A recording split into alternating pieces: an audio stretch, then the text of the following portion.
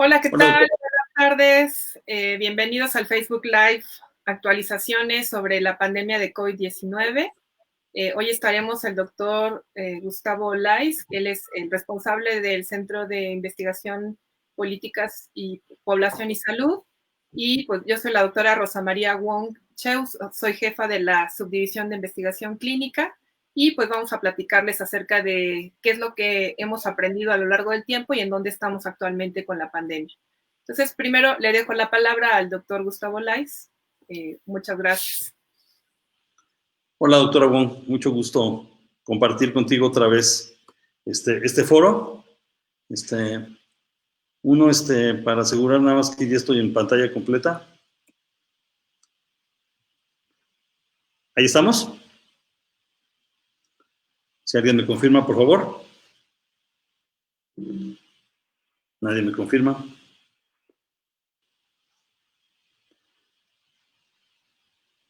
Bueno, empezaré y espero que estén viendo lo que yo estoy viendo ya en pantalla.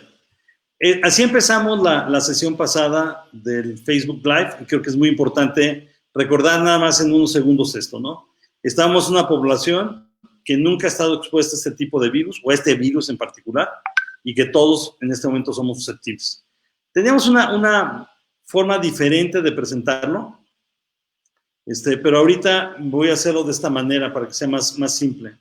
Esta es una población que está recién expuesta a este virus, pero en el caso del SARS-CoV-2 tenemos, por lo menos yo diría, 4 categorías que nos interesan muchísimo. La persona que se enferma que es sintomático y sintomática, claro. El que tiene pocos síntomas, pero estos síntomas son aún relevantes, aún se puede identificar, aunque es mucho más complicado porque tienen síntomas muy leves, como le ha pasado a muchísima gente, y hay de plano quien no presenta ningún síntoma, los asintomáticos. Y de todos modos, estos tienen características especiales. Poco a poco estamos viendo que la gravedad, la severidad de la enfermedad ha venido bajando, en mucho porque tenemos personas que están protegiéndose adecuadamente o protegiéndose lo mejor que se puede y están transmitiendo una menor carga viral. Eso ha sido una gran ventaja. Entonces, probablemente esta gente que tiene pocos síntomas o son asintomáticos tengan esta característica. Vamos a discutirlo seguramente más adelante. En marzo 26, antes de que nosotros entráramos en esta fase, nos dijeron qué necesitamos para controlar la epidemia.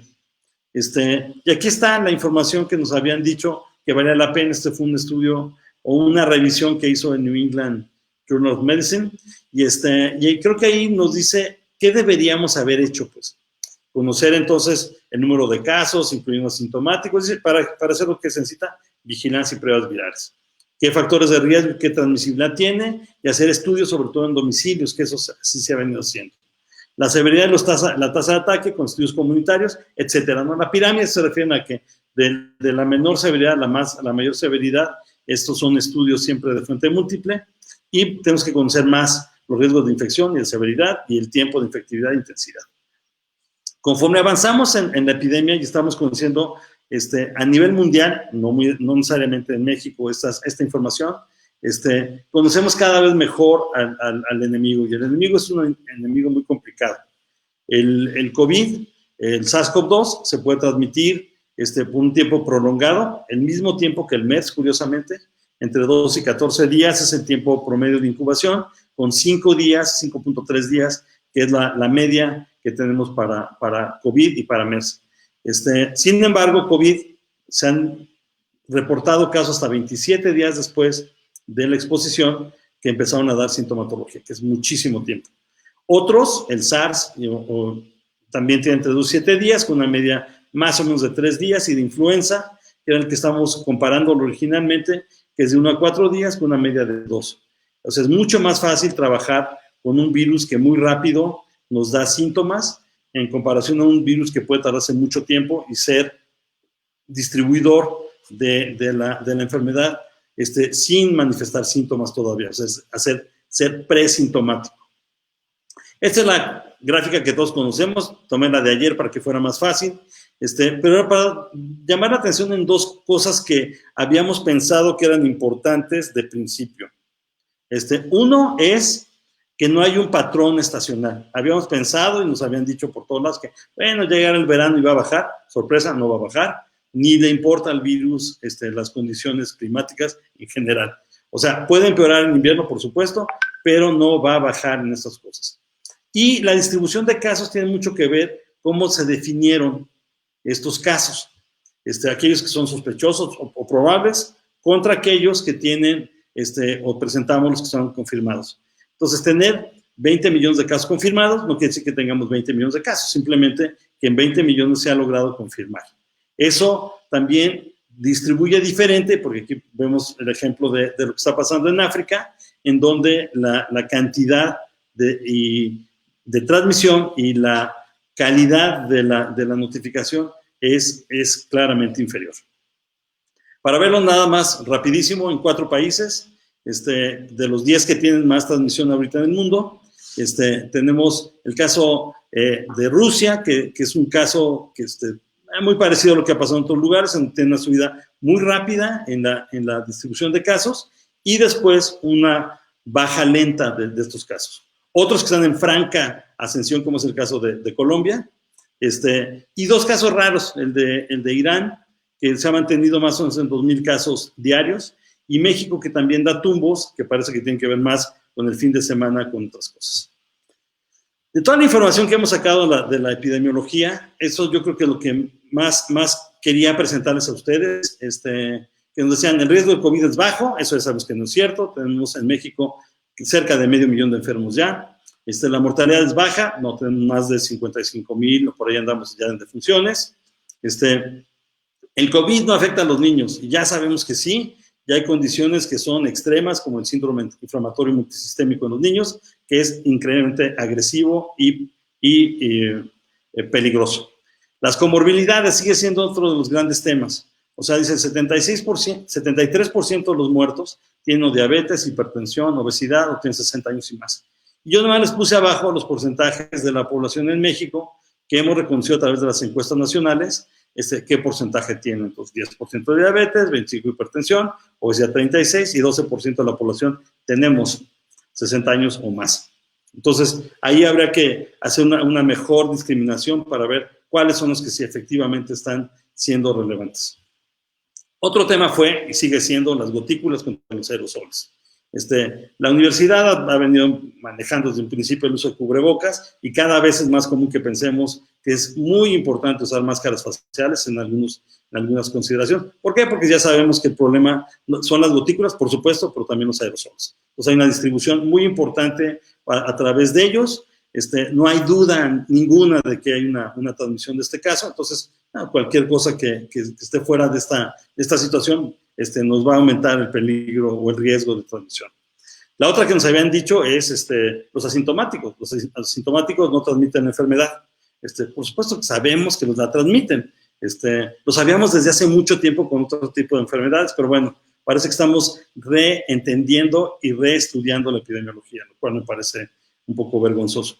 Y hay 2 temas más que son bien importantes, pero eso es para la doctora Wong, para nuestra rockstar, que es la parte de vacunas y la parte de tratamientos, que son importantísimos.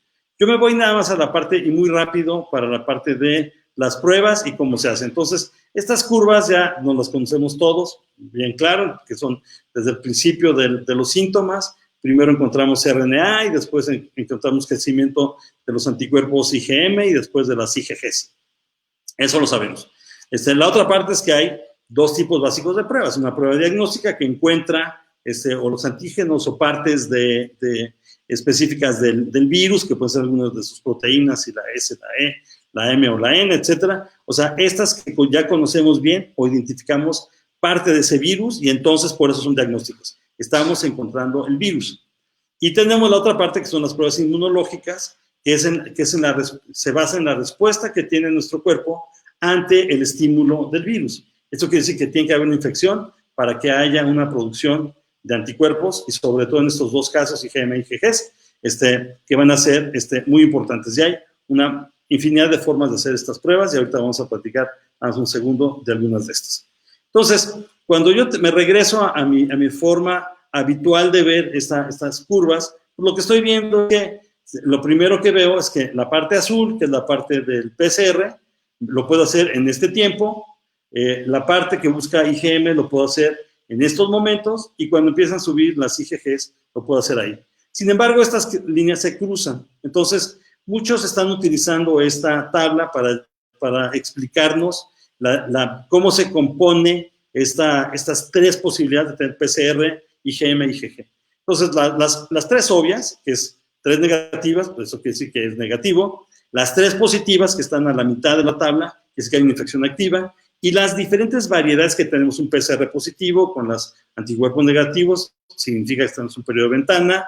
Si solamente hay IgM, hay una fase inicial de la infección, o una fase final cuando todavía se encuentra PCR positivo e IgG, entonces estamos en la parte final de la infección, y en la parte de recuperación, cuando ya no tenemos partículas virales, ya el PCR es negativo, pero sí tenemos ya anticuerpos. Entonces, con IgM e IgG estamos en una fase de recuperación, y la IgG sola es cuando hablamos de infección superada. Yo diría que esas son la forma más fácil de revisar cómo se relacionan entre ellas estas pruebas. Si hay algunas preguntas, pues podemos platicar. ¿Qué es lo que queremos nosotros? Al principio la vez pasada les presenté esta lámina para decir, bueno, ¿qué queremos? Queremos que cada vez discriminemos mejor entre la población sana y la población enferma, porque habitualmente lo que tenemos es una discriminación parcial. Sin embargo, conforme avanza el tiempo y mejoran las pruebas, que han sido cambios cuánticos, han sido cambios rapidísimos en este campo, estamos encontrando esta diferenciación en que cada vez discrimina mejor. Pero si hiciéramos el ejemplo tradicional, tendríamos entonces la población sana y la población enferma, se elige un punto de corte y tendríamos entonces una parte de los sanos que parecen como enfermos y por lo tanto serían falsos positivos, porque están sanos, no están enfermos. Igual pasa con esta parte, en donde una parte de los positivos o de los enfermos salen como negativos y por lo tanto son falsos negativos. Ahora, ¿cómo se ve esto en la población? Y con esta parte voy a terminar esta presentación. Aquí tiene una corte hipotética de 10,000 sujetos y una prevalencia del 50%. Y aquí tienen los datos que encontramos originalmente. Vamos a poner también hipotéticamente. ¿Qué significa esto? Que en este caso la sensibilidad se mide verticalmente, son los enfermos, independientemente de si sean positivos o negativos. Y entonces, cuando empezamos con las pruebas, teníamos sensibilidades muy bajas. Muy bajas es como están viendo aquí, 70%. Nos daba 3,500 que sí eran positivos y enfermos. En la otra parte, en la especificidad, nos dice que son los sanos y que nos dan negativo a la prueba. Entonces, que están correctamente identificados como negativos porque son sanos. Y eso más o menos andamos en el 90%. Esta es una condición muy común que nos pasa, sobre todo al principio de que estamos haciendo las pruebas. Pero aquí como lo medimos nosotros vamos a ver el valor predictivo positivo, y entonces ahí lo que estamos haciendo es diferenciar entre estos enfermos y el total de que nos sale de los enfermos. Entonces tenemos una población que nos da un valor predictivo positivo, en este caso es 3,500, entre los 4,000 que tenemos, 87%. Y es el mismo caso para negativos, pero ahorita no me voy a meter ahí, porque no les quiero que vean cómo se distribuye. Ahora, cuando empieza una enfermedad como el COVID o cualquier otra, la prevalencia es baja. Y vamos a poner una prevalencia relativamente baja, ahorita como 10%, que es más o menos donde debemos andar ahorita los mexicanos. Eso quiere decir que estas 10,000 gentes ahora se van a distribuir con 1,000 enfermos y 9,000 sanos, para que sea el 10%. Entonces, si tenemos esta misma proporción, como habíamos visto, 70% de sensibilidad, pues vamos a tener 700 positivos y 300 negativos de los enfermos. Y de los sanos vamos a tener, entonces, 90% de sanos que aparecen como negativos y 900 que nos van a quedar como positivos. O sea, el 90%, 8,100 de los 9,000, van a ser correctamente identificados como negativos. El problema que tenemos en este caso se ve aquí claramente, y quiero que lo vean antes de que nos movamos de aquí. Tenemos positivos, enfermos 700, y tenemos positivos, pero son sanos, 900. ¿Eso qué quiere decir? Que el valor predictivo positivo es muy malo, 43% no resulta. Y entonces, tache. Cuando empezamos con las pruebas, esto es justo lo que pasaba. Había mucha gente que tenía un valor que no sabíamos si era realmente positivo por enfermedad o positivo porque la prueba era poco sensible y sobre todo poco específica. Entonces, ¿qué se ha hecho? Me regreso a la tabla original. Bueno, lo que se ha hecho es muy sencillo. Lo primero es que lo que tenemos para el armamento que tenemos ahorita para ver las pruebas, nos dice el PCR, lo que queremos que sea de alta sensibilidad, y mientras sea alta sensibilidad, vamos por buen camino. Y la otra parte es las pruebas inmunológicas, que en ese caso, entonces, queremos que sean altamente específicas. Y eso ya, en una velocidad impresionante, ha venido pasando. Entonces, les voy a dar los datos de lo que está pasando ahorita. La prevalencia sigue siendo la misma, y tenemos esta misma corte, 1,000 y 9,000, y es que estoy bien flojo, entonces 10,000 me salen muy bien las divisiones. Pero entonces, ahora lo que tenemos es una sensibilidad que es mucho mejor, y andamos cerca del 95% en algunas de las pruebas ya. Eso quiere decir que de los 1,000 enfermos, 950 nos van a dar como enfermos y solamente 50 nos van a dar como negativos. Pero lo que impresiona es las pruebas que ya están disponibles en México. Por ejemplo, en especificidad tenemos 99.8, como se ve abajo en la figura. Eso quiere decir que casi todos los que son negativos van a salir como negativos. Y solamente vamos a tener un número muy pequeñito de positivos. Y entonces vean la diferencia ahora sí. El valor predictivo positivo de las pruebas ahorita en México es muy bueno. Y podemos vivir con él, por supuesto, ya podemos vivir con él. Entonces le ponemos el círculo verde, que estamos perfectamente de acuerdo. Bueno, pero ¿qué pasa si la prevalencia es más baja que eso, que es el 1%? Bueno, utilizando los mismos valores, nos darían nada más 100 positivos de los 9,000, de los 10,000 casos, para que sea del 1%, y en los sanos pasaría exactamente lo mismo, pero aquí, como es 99.8, nos sigue defendiendo nuestro valor predictivo positivo, que aunque baja, ya no baja tanto. Entonces, lo que estamos viendo es un mucho mejor sistema, una mucha mejor forma que podemos seguirlos. Ya no hay ninguna justificación para no usar las pruebas y para no estar trabajando en este nuevo contexto que estamos viendo, simplemente por la cantidad de pruebas que tenemos. Entonces, pues les agradezco, esa era la primera parte. Dejaría entonces la palabra a la doctora Rosa María Wong para esta segunda parte. Gracias, doctora. Pues también es un gusto compartir este foro con el doctor Olais, que también es todo una eminencia en estas cuestiones epidemiológicas y del COVID. Yo les voy a hablar acerca de tratamiento y vacunas. ¿Qué es lo que sabemos actualmente sobre esto? En cuanto a tratamiento, sabemos que hay 2,115 estudios clínicos de tratamiento que están registrados en Clinical Trials y también en la base de datos de la Organización Mundial de la Salud. No les voy a hablar de esos, solamente les voy a hablar de los que realmente han dado algún tipo de resultado positivo o negativo hasta el momento. Dos de los medicamentos que había como mucha esperanza era la hidroxicloroquina y el lopinavir-ritonavir. En el 4 de julio del 2020, la Organización Mundial de la Salud anunció la interrupción de estos dos grupos de tratamiento, tanto hidroxicloroquina como lopinavir-ritonavir del ensayo Solidaridad. Hay varios ensayos muy, muy grandes en el mundo. Este de Solidaridad es uno que está coordinado por la Organización Mundial de la Salud.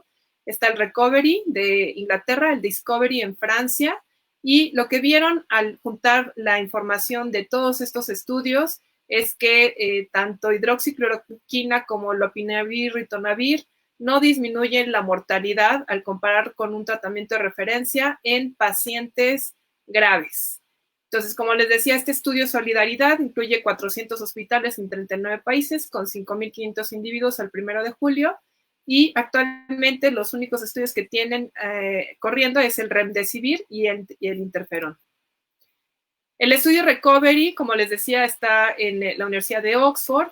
Son estudios clínicos controlados en varias partes del país y aquí empezaron también con estos tratamientos: lopinavir, ritonavir, dosis baja de dexametasona, citromicina, tocilizumab y plasma convaleciente.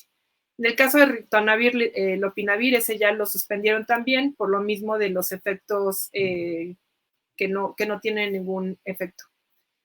Pero en el grupo de dexametasona, este es un estudio que ya se publicó, un reporte preliminar con 2.104 pacientes a los cuales les dieron dexametasona 6 miligramos cada 24 horas, comparándolo con un grupo de 4.321 pacientes que recibieron el tratamiento habitual.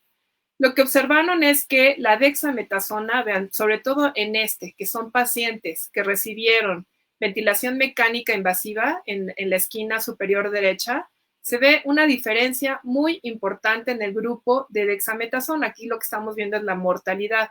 Disminuye la mortalidad en un 30%, ¿sí?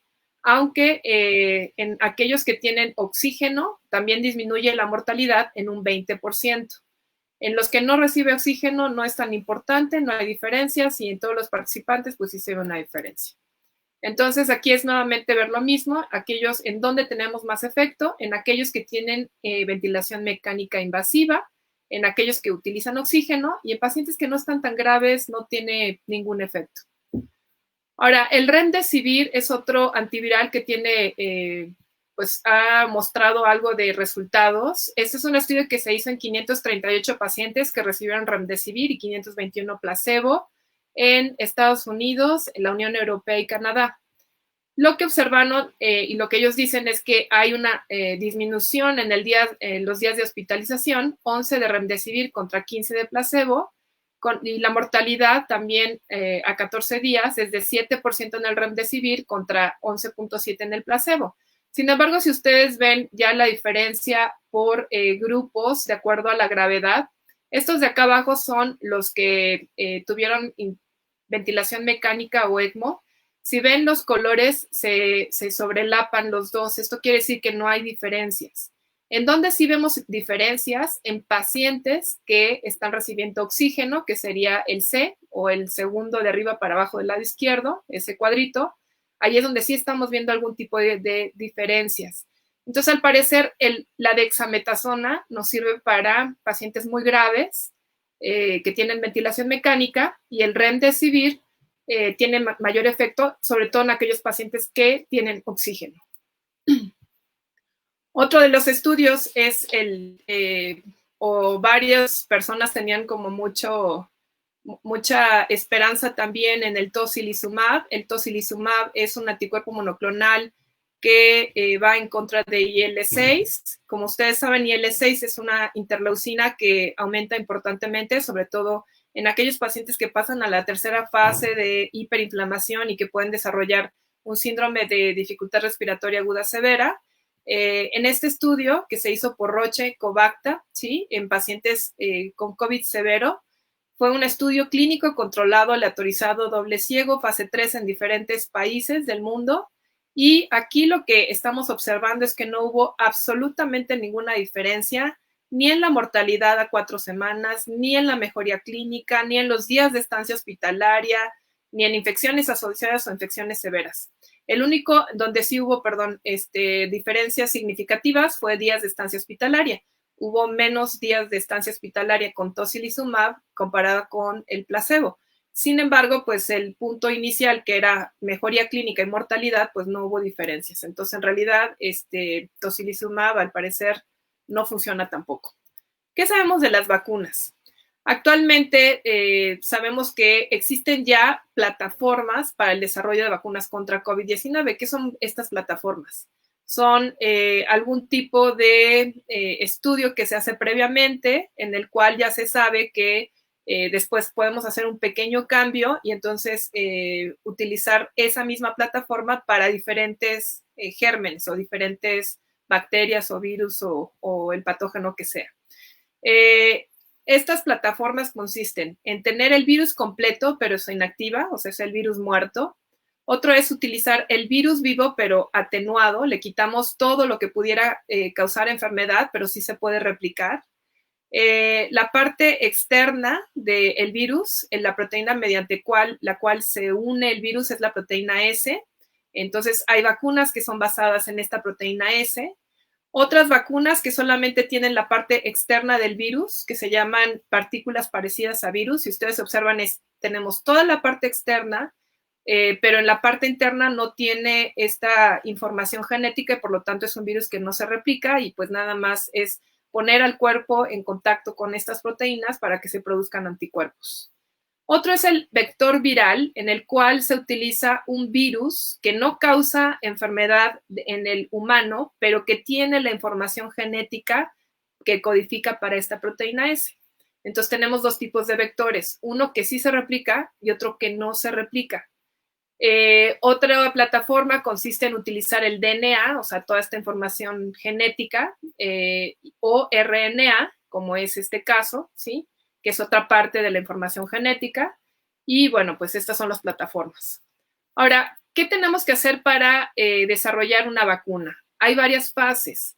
La primera es la fase exploratoria, donde se identifican los antígenos o las vacunas candidatas. Después se hace un estudio en modelos animales y líneas celulares. Después, en la fase 1, es en decenas de personas, se ve la seguridad, si produce efectos muy adversos muy graves o no, y si produce algún tipo de respuesta inmune, y por lo general aquí es donde se ve cuál dosis es la eficaz. En la fase 2 se valora la eficacia y la respuesta inmune. La fase 3, la seguridad y la efectividad, es decir, qué tan buena es la respuesta inmune en condiciones normales en la población. Esta se hace en miles de personas y lleva más o menos 2 a 4 años.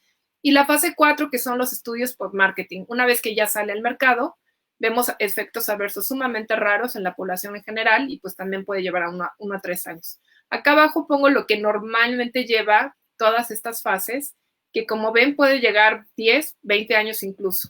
Pero ¿qué es lo que se hace durante la pandemia? En lugar de hacer fase 1, 2, 3 y dar la licencia, lo que se hace actualmente es, una vez que empieza o que tenemos cuál es la información genética o cuál es la vacuna candidato, se empieza el desarrollo clínico en meses y aquí se ve fase 1 y fase 2 o fase 2, 3.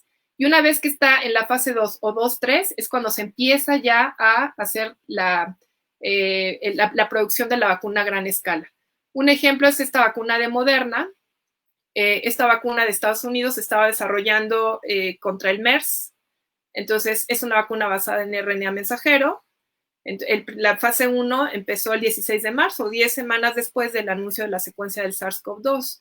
Y esto es porque utilizaron justo esta plataforma que estaban usando contra el MERS, pero ahora lo están usando para el SARS-CoV-2.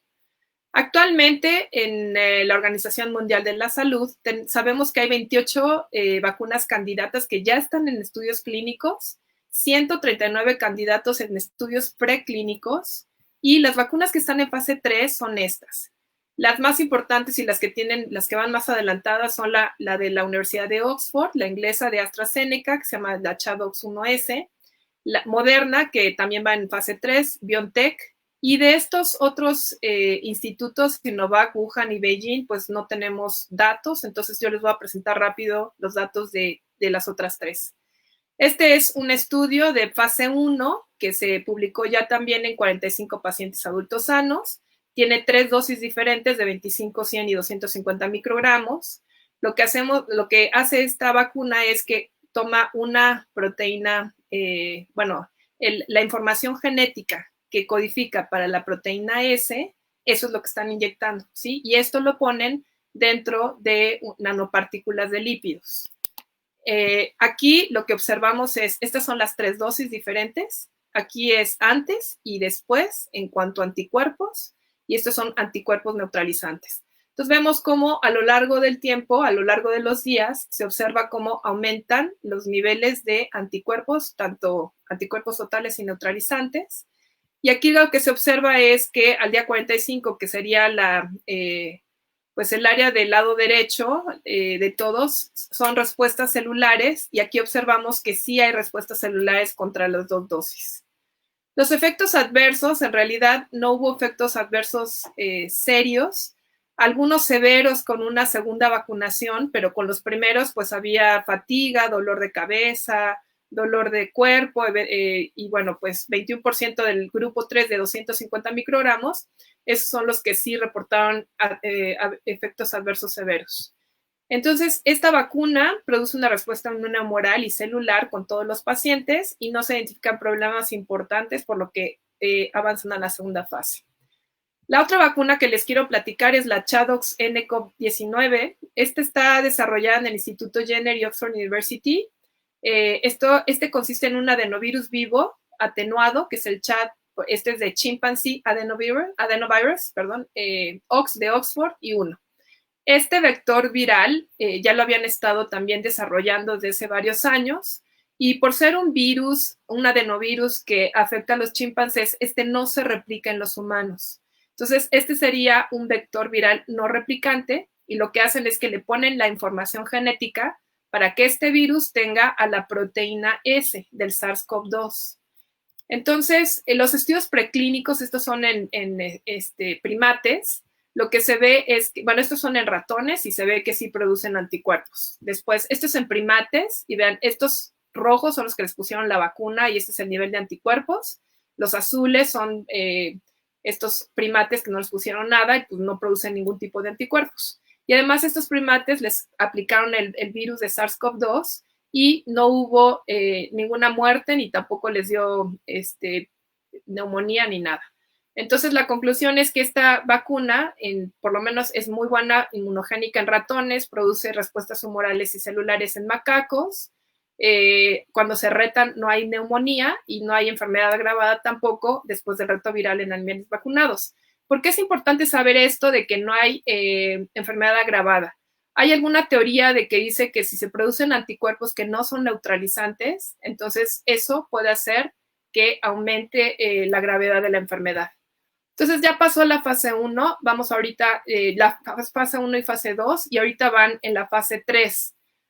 Los resultados se publicaron en Lancet, fase 1 y fase 2, 1,112 participantes, a los cuales le dieron 550 la vacuna, a los otros 550 le dieron vacuna de meningococo, y a 10 personas les pusieron una segunda dosis para ver si era mejor una o dos dosis.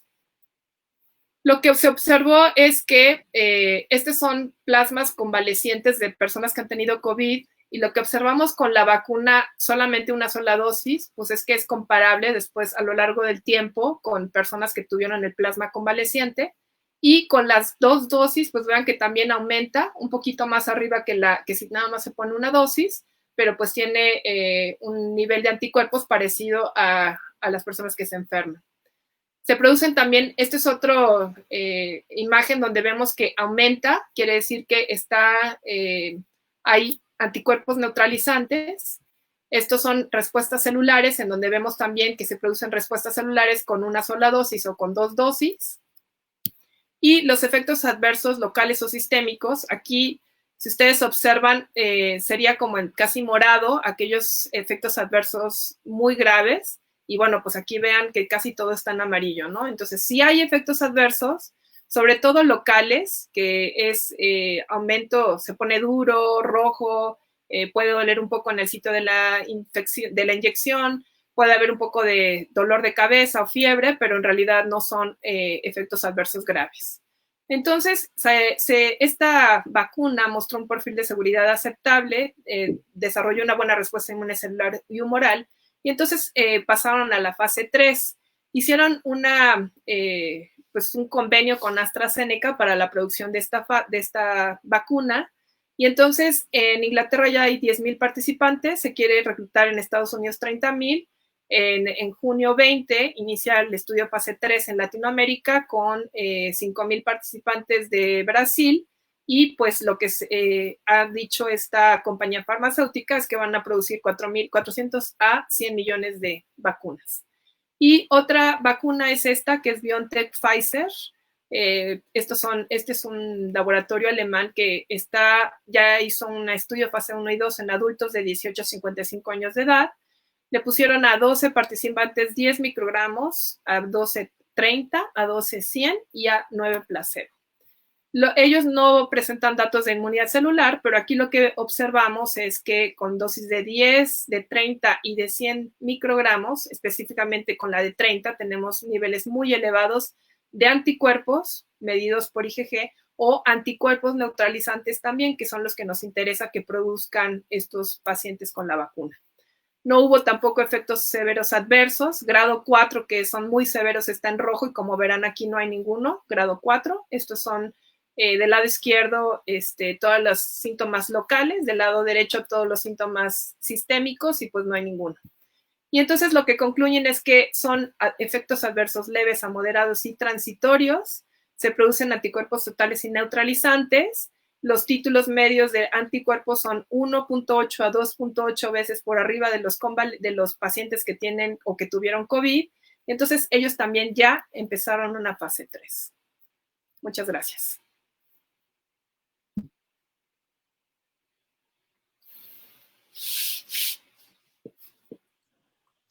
Oye, doctora, pues hay muchas preguntas, casi todas para ti, por supuesto. Entonces el anuncio que hizo, bueno, primero la vacuna rusa, ¿qué sabemos de ella, no? Porque pues, sí, van a darnos una idea de dónde están y cómo se atreven a registrar una vacuna después de una fase 2, pero bueno. Bueno, hace 2 días el presidente ruso hizo el anuncio de que era la primera vacuna que se registraba en el mundo, pero hay que ver en dónde la registró. La registró en el Ministerio de Salud de Rusia. En realidad no tiene una precalificación de la OMS, no tiene registro a ningún nivel a nivel internacional. La misma OMS dijo que para poder registrar una vacuna necesitan pasar por la fase 1, 2 y 3 precisamente para poder decir que es seguro y que es eficaz. Lo que al parecer pasó con la vacuna rusa es que hicieron una vacuna, llegaron a la fase 1, vieron que era segura y pues cuando salieron los resultados de la fase 1, el presidente dijo, nosotros somos el primer país en el mundo que la tiene, lo cual no es cierto porque hay muchas otras vacunas que van mucho más adelantadas. No hay ni un solo dato de la vacuna rusa, no hay nada, ni reportes preliminares, ni comunicados de prensa, no hay absolutamente nada de esa vacuna. Entonces nadie sabe si funciona o no funciona realmente, solamente es que el presidente lo dijo y pues estos son cuestiones políticas y comerciales, ¿no? Porque al decir, sí, la mía funciona muy bien, entonces cómprame 1.500 millones de vacunas y después resulta que no funcionó, pues de todas formas ya la compraron, ¿no? Algunos otros países. Entonces, pues más bien fue como una declaración política y económica, más que realmente sea una vacuna que funcione. Todavía no hay datos y la misma Organización Mundial de la Salud dice que tengamos mucho cuidado con esta vacuna porque no sabemos si funciona o no funciona y que tomen con mucha cautela la declaración del presidente. No, creo que es un muy buen punto, ¿no, doctora? O sea, nadie está diciendo que no vaya a servir. Lo que está discutiendo es que no se ha probado que sirva. Y cuando está en una fase 2, bueno, pues está muy controladito. Aún una fase 3 está controlado, ¿no? Aunque menos ya. Pero una fase 2, pues se le están poniendo nada más a gente que tiene características que seguramente, bueno, o sea, es gente que tiene características que la hace menos susceptible a que tenga efectos adversos. Es miembros del ejército, población joven, etcétera. O sea, no está incluyendo a los grupos que realmente son los que son más preocupantes, ¿no? Ahora, nosotros se anuncia ya lo de Astra en México y la canción. ¿Cuál es la probabilidad de que esta vacuna, hasta donde tú has visto, realmente se puede usar? Porque está en una fase 3, todavía nadie dice que va a servir, ¿eh? Eso creo que sería el primer punto. O sea, qué bueno que ya está avanzando, pero vamos a ver si realmente va a servir o no va a servir. Entonces, ¿cómo ves? Dentro de los estudios que se han publicado en la literatura científica, de las vacunas que tienen más información, de estudios preclínicos y de ensayos que ayudan a comprender más de cómo funciona y qué tan segura es la vacuna inglesa. La vacuna inglesa, como les comenté, tuvo primero una fase preclínica que se le daba a los ratones, que vieron que sí funcionaba. Luego tuvo esta fase en los chimpancés, en los macacos, y ahí vieron que incluso si le ponían el virus, el, el macaco no tenía una infección más grave. Entonces, que eso quiere decir que los anticuerpos que se producen sí neutralizan al virus y no producen anticuerpos que pudieran causar un daño mucho mayor, ¿sí? Que ese es como pues lo que podría pasar como efecto adverso con una vacuna que no produce anticuerpos de buena calidad. Entonces, ellos ya demostraron que sí producen anticuerpos de buena calidad. Ya lo hicieron en miles de personas. Ya están en una fase 3 bastante avanzada, mucho más que los demás. Tienen muchos años trabajando con esta vacuna y por lo general las vacunas de virus producen una respuesta inmunológica mucho más fuerte a que si son nada más pedacitos de la información genética del virus. Entonces, la otra vacuna que tiene mucha información es la de Moderna, ¿sí? La de Estados Unidos, que son de los Institutos Nacionales de Salud. Tiene respuesta humoral, respuesta celular y los efectos adversos. Sin embargo, con esta vacuna de Moderna se tiene que poner 2 dosis, ¿sí? Entonces, lo que pasa con estas vacunas que nada más se les pone el RNA es que a veces la respuesta inmunológica no es tan fuerte. Entonces, por eso yo creo que esta vacuna, pues por lo menos la inglesa, con base en lo que está publicado y lo que han desarrollado y todo lo que han descrito, pues parece que sí tiene una buena respuesta, que sí produce una buena respuesta y que pudiera tener un efecto mucho más duradero comparado con otros que son como solamente la proteína, solamente el DNA, solamente el RNA, sino que aquí es el virus completo, es un virus completo que tiene una parte que eso lo hace mucho más inmunogénico. Entonces, bueno, y además es la más adelantada. Y qué bueno que lo van a producir en México, porque entonces vamos a tener acceso ahora. Ahora, vamos a tener que ver cómo responde ciertos grupos específicos, porque dentro de las preguntas que tenemos hay algunas que están bien interesantes, digo, y se entiende. Por ejemplo, una persona con enfisema puede vacunarse o no. Todavía estamos generando información, o se está generando información en estos campos, ¿no? Porque sabemos lo que pasa con personas sanas. Sí. No sabemos en personas con comorbilidades o personas enfermas cómo va a responder esta vacuna. Pero lo que decías, hemos tenido experiencias muy amargas, ¿no? De vacunas que cuando se aplican y tienen infección natural, es muchísimo más agresiva y muchísimo más peligrosa que si no las hubieran vacunado. Entonces, esa parte hay que tenerle, pues no solamente precaución, un poquito de miedo, ¿no? Sí, claro, la vacuna en lugar de proteger produce una enfermedad mucho más grave y severa, ¿no? Que ya lo vimos con una vacuna que salió al mercado y pues lo que pasó es que les iba peor si se ponían esa vacuna. Entonces, eso yo creo que han sido muy cuidadosos en este caso, ¿no? Porque además sí hay una hipótesis de que los pacientes que tienen COVID severo, que van a terapia intensiva, que tienen esta respuesta inflamatoria severa, tienen un nivel de anticuerpos mucho más alto, pero son anticuerpos no neutralizantes. Entonces, eso hace que sea mucho más grave la enfermedad. No neutralizan al virus, sino que hace que se meta más el virus y que haya más inflamación. Ok, que eso sería el peor escenario, ¿no? Ahora, digo, hay muchos anuncios políticos, hay pocos científicos hasta el momento en esto de la vacuna. No hay un antecedente en el mundo, ni lejanamente, de producir la cantidad que se está diciendo que se va a producir. Y entiendo que por eso nos dijiste que qué bueno que se va a producir en México porque va a tener acceso a los mexicanos más rápido. Pero eso no quiere decir que sea rápido, ¿no? O sea, ¿cuál sería el tiempo que tú le ves en este desarrollo, pensando que todo saliera óptimo, ¿no? Que no tuviéramos ningún retraso. O sea, ¿cómo verían los tiempos para esta parte, doctora? Pues yo creo que eso también depende de la capacidad de producción de cada lugar, ¿no? Hay institutos y compañías farmacéuticas que se sabe cuál es su capacidad de producción. El Instituto del Suero de la India produce millones y millones de vacunas cada año y que vende para todo el mundo. En el caso de farmacéuticas que producen vacunas, pues también tienen una capacidad aumentada. Y bueno, si tienen la tecnología y se hacen alianzas, yo creo que sí se pueden producir una gran cantidad de vacunas.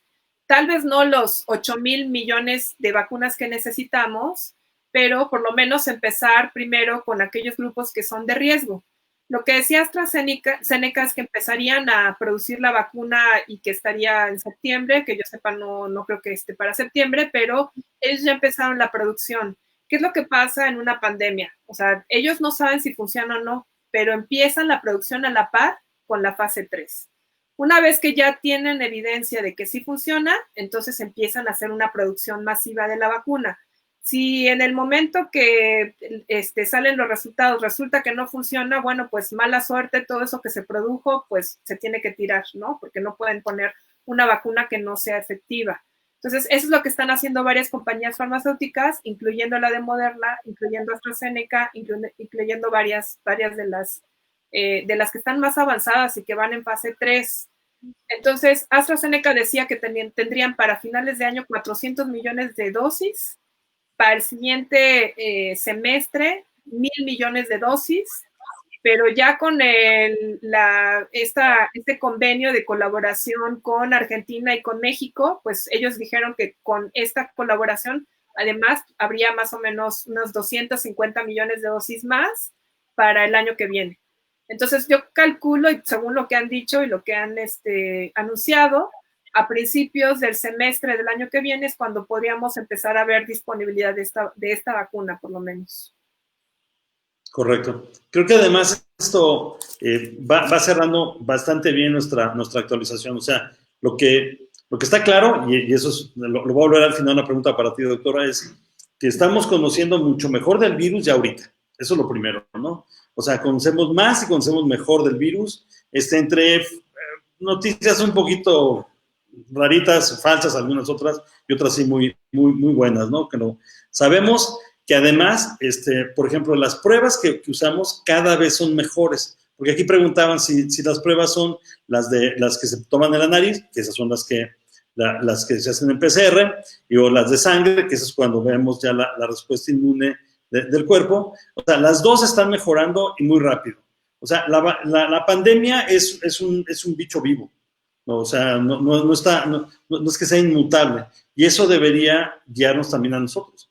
Nos guía a hacer modificaciones, cambios, ajustes en las estrategias, que es una parte bien importante. O sea, el que dice que la estrategia que estamos siguiendo ahorita es la misma con la que empezamos, está totalmente equivocado, ¿no? O sea, no es posible eso, porque conocemos mucho mejor. Y entonces, en esta etapa, lo que sabemos mejor es todas las pruebas diagnósticas que de aquí, seguramente a fin de año, vamos a tener las mejores pruebas posibles. Lo cual es impresionante, ¿no? Esto ha llevado meses en vez de años, como nos pasó con el SIDA, que sería un ejemplo buenísimo. La segunda es en tratamiento, lo que ya hablabas tú, de que por lo menos ya sabemos todo lo que no sirve y ahorita empezamos a saber lo que sí sirve, ¿no? Que sería la ventaja de aquí, vamos a pensar a mediados del año que entra, y después estamos pensando en la vacuna. Entonces son tres muy buenas noticias, pero llevan un orden y llevan una secuencia. No podemos pensar que ya mañana me van a vacunar, no va a pasar. No podemos pensar que mañana voy a salir sin cubrebocas, ¿no? Entonces, este tiempo que yo estoy poniendo así muy grueso entre este semestre que vamos a tener las mejores pruebas, el siguiente semestre que vamos a tener, ahora sí unos muy buenos tratamientos, qué bueno porque eso va a bajar la mortalidad, que es de escándalo en algunos países, no sé en cuáles, pero en algunos países sí está pasando eso. Y finalmente, un proceso de vacunación que no va a proteger a todos, pero no necesitamos que proteja a todos. Necesitamos que proteja a la población que va a estar más enferma, a la población que vamos a ir identificando cada vez mejor dónde está y qué le va a pasar, ¿no? Entonces, ahí sería esa parte y quisiera tu idea de cómo se está moviendo y hasta dónde vamos a llegar. Sí, claro, definitivamente actualmente sabemos más sobre el virus que cuando empezamos la pandemia. Datos importantes, cuando empezó en Italia, la mortalidad era del 23% y ahorita es del 7% en las terapias intensivas. No sabíamos tampoco que el virus no nada más daba neumonía, sino que también daba alteraciones de la coagulación y tromboembolias pulmonares y alteraciones del endotelium vascular. Actualmente que ya todos lo han descrito, pues ya se empieza con con una anticoagulación temprana, y eso hace que la mortalidad disminuya importantemente y que los pacientes no se enfermen. Ya sabemos también que el tocilizumab no sirve para infecciones muy graves. No sabemos si sirva para un inicio, cuando todavía no hay toda esta cascada de citocinas y que hay una enfermedad tan grave y tanta inflamación, pero por lo menos en los graves no funciona. Y lo que sabemos también es que la dexametasona para pacientes muy graves sí funciona, y el remdesivir para pacientes con enfermedad moderada sí funciona. En los otros grupos, al parecer, no tiene mucho efecto, tanto el remdesivir como la dexametasona. Y lo que definitivamente ya sabemos por muchos estudios es que hidroxicloroquina, ritonavir, lopinavir no funcionan. Entonces, no los usen ya ni para graves, ni para moderados, ni para severos. Y el problema de la hidroxicloroquina es que es muy tóxica. Entonces, se veían muchos efectos adversos secundarios, cardíacos sobre todo, arritmias, paros cardíacos secundarios al uso de estos dos medicamentos. Y en cuanto a vacunas, bueno, pues la carrera ahí sigue. Les puse ahí los 6 que van en fase 3. Hay 3 que han compartido sus datos en publicaciones científicas. Uno de los chinos, uno de estos equipos o grupos farmacéuticas chinas también hicieron una comunicación diciendo que sí funcionaba, pero pues no hay ningún dato publicado hasta el momento. Entonces, al parecer, pues la carrera va en 3 a 6. Correcto. Ahora, un gran punto que haces y que veo aquí en las preguntas, perdone porque ya me tomé las preguntas, ni modo, es que más que saber lo que debemos usar en los pacientes, lo que hemos podido hacer en esta primera etapa es eliminar lo que no sirve. Independientemente de que si alguien lo está recomendando, sea presidente de cualquier país, no importa, como el de Estados Unidos que se metió en un tema que pues, no es suyo, no debería ser suyo por lo menos, pero está claro, ahora sí ya sabemos que hay cosas que no debemos usar. Y lo primero que debíamos saber era de lo que usamos, que puede agravar al paciente. Entonces, tú nos dijiste ya oxigenación temprana, que creo que es bien importante, y yo creo que eso lo sumamos a lo que está haciendo, el ejercicio que está haciendo la universidad en el Citibanamex, de hospitalización temprana, que eso es una parte, creo que bien importante, y que está enseñando que disminuye la mortalidad importante. Entonces, oxígeno, anticoagulantes y esteroides en un momento, parece que es lo mejor que podemos hacer ahorita, ¿no? Así es, eso disminuye mucho la mortalidad. Y pues no nada más en Citibanamex, sino también en en Alajusco Medio, creo que están haciendo eso también. Pacientes con PCR positivo los citan y los están viendo en consulta externa, les dan anticoagulación temprana, los están siguiendo en la oximetría para ver que no necesiten oxígeno o sí, y aquellos que necesiten les dan dexametasona en forma temprana, y la mortalidad ha disminuido impresionantemente. Entonces sí, vamos muy avanzados en la pandemia, sabemos ahora cómo tratar a los pacientes, tenemos más idea de cómo evitar todas las complicaciones y la mortalidad, y pues esperemos que salga una vacuna pronto, ¿no? Porque pues que estemos en semáforo naranja, eso es muy importante. No quiere decir que ya bajemos el número de casos, lo único que quiere decir es hay menos camas ocupadas. Ese es el parámetro que se toma para decir que estamos en semáforo naranja. Entonces, pues estamos alrededor del 50% de camas de hospital ocupadas, pero pues eso puede ser por muchas cosas. El virus sigue circulando, seguimos teniendo una transmisión comunitaria muy importante, entonces las medidas de distanciamiento social, las medidas de utilizar el cubrebocas, y bueno, algo que también hemos pues aprendido también que salió últimamente es que el virus sí se contagia por superficies y por tocar áreas que están contaminadas, pero en un porcentaje muy pequeñito. Al parecer, la mayor proporción de contagios es por los aerosoles. Entonces, alguien que habla, que estornuda, que tose, que está haciendo ejercicio, si están en un lugar muy encerrado, estos aerosoles se producen gotículas de menos de 5 micras que están en el aire, y pues si la gente lo inhala o está en contacto con esas gotitas, es cuando se infecta. sea, al parecer la transmisión aérea tiene un papel muy, muy importante con el contagio con este virus, y por eso es tan importante el uso de cubrebocas por parte de todos. Más que por protección propia, protección al resto de la gente. Si todos traen cubrebocas, se disminuye importantemente el riesgo de contagio. Y si además traen una careta, porque también el virus parece que entra por la conjuntiva de los ojos, entonces mascarilla, o sea, o cubrebocas con careta, eso disminuye a menos del 2% la probabilidad de contagio. Eso correcto. Ese es un gran punto que para esta parte final. O sea, lo primero es, a lo mejor dando un poquito de sentido a lo que hemos estado viendo todos los días en las conferencias, es ¿para qué servía esa primera etapa de mantener bajo la utilización hospitalaria? No, pues para que aprendiéramos, ¿no? O sea, había muy poca información y teníamos muy poco conocimiento nosotros, como médicos, de qué hacer y cómo hacerlo bien. Y poco a poco se ha ido apuntalando este tipo de esquemas que son en favor de la población que se está enfermando y que está acabando en los hospitales, ¿no? Que es una parte importantísima. La segunda es esta parte de la transmisión, está clarísimo, ¿no? O sea, un karaoke, un gym, un bar, qué pena, pero bueno, ni modo, también eso pasa. Son lugares de alta transmisión, porque además la gente habla más fuerte, grita, respira más hondo, etcétera. O sea, esa parte es donde tenemos que evitar y encontrar la forma de hacerlo lo mejor. Ciertamente, o sea, nosotros deberíamos estar ya no pensando usar en cubrebocas o no. Eso es un tema resuelto, ¿no? Para cualquiera que esté trabajando este medio.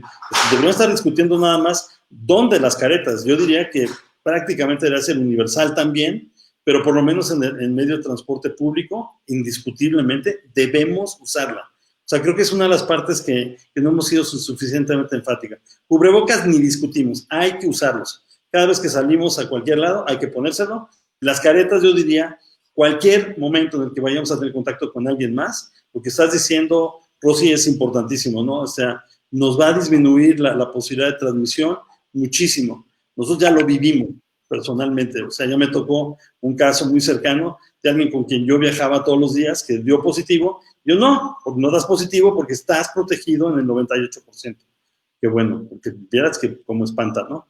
Y que sería el último tema, a lo mejor, que ya no lo podemos tocar ahorita, pero es toda la parte de salud mental, en donde tenemos un problema serio y creciente en nuestra población, porque, bueno, las cosas no avanzan a la velocidad que quisiéramos, no pueden avanzar, pero creo que la idea que debemos dejar como resultado final de esta charla entre nosotros es que está avanzando muy rápido para la expectativa que teníamos originalmente, ¿no? O sea, a mí me hubieran preguntado hace 4 meses, 3 meses, si podríamos tener una vacuna el año que entra, yo les he dicho que no. No sé cómo lo veas, pruebas rápidas, pruebas efectivas, pruebas en saliva, pruebas cada vez menos agresivas para la población, ahí viene también, y el manejo hospitalario que cada vez va a ser mucho, mucho mejor. Entonces, creo que vamos por buen camino y vamos suficientemente rápido. Nada más hay que tener la paciencia para mantener lo que ahorita sirve, lo que sabemos, y dejarnos a un lado de especular, ¿no? Creo que sería la parte más importante. Pero, por favor, doctora. Sí, yo creo que ese es un punto muy importante. Cada vez vamos aprendiendo más cosas y probablemente lo que aplicaba al principio de la pandemia ahorita ya no aplica. Entonces, otro mensaje muy importante es, se tiene que estar actualizando constantemente, pero por favor, por fuentes oficiales, fuentes que sean confiables, ¿sí? Porque hay muchas cosas que hablan sobre, por ejemplo, el dióxido de cloro, que se utilizan ozono, o que se utilizan, no sé, varias cosas que no está probado su efectividad y al contrario, pueden ser tóxicas. Entonces, pues el saber qué tienen que hacer, la prevención es lo más importante, no ir a lugares concurridos, eso es lo más importante, el uso de cubrebocas, careta, y bueno, pues cada vez vamos aprendiendo más cosas del virus, definitivamente. Y pues creo que ya se nos acabó el tiempo. Sí, estamos sobre el tiempo. Doctora, es un placer, como siempre, platicar contigo. Por supuesto, ahorita nos estamos llenando de preguntas. La promesa es que las vamos a contestar todas. Creo que va a ser bien, bien interesante y porque tenemos muy buenas preguntas. Pero bueno, estaremos periódicamente, porque creo que además lo amerita, actualizando lo que sabemos y hasta donde sabemos, ¿no? Entonces, doctora Rosa María Wong, enorme placer estar contigo como siempre. Doctor Gustavo Lais, muchas gracias también. Para mí también es un placer compartir este foro con una persona que sabe tanto sobre epidemiología y hace tantos estudios y pues una visión muy amplia, ¿no? De todo el panorama que tenemos actualmente con COVID-19. Muchas gracias por sus preguntas, por atender a este Facebook Live. Y bueno, vamos a tratar de contestar las preguntas por escrito y si no, pues si son muchas, pues tal vez haremos otra sesión solamente para responder las preguntas que nos hicieron. ¿Verdad, doctor? Claro que sí, será un placer. Entonces, muchísimas gracias a todos. Muchas gracias. Gracias a la facultad por tenernos aquí y sobre todo por ese tipo de iniciativas. Muchas gracias.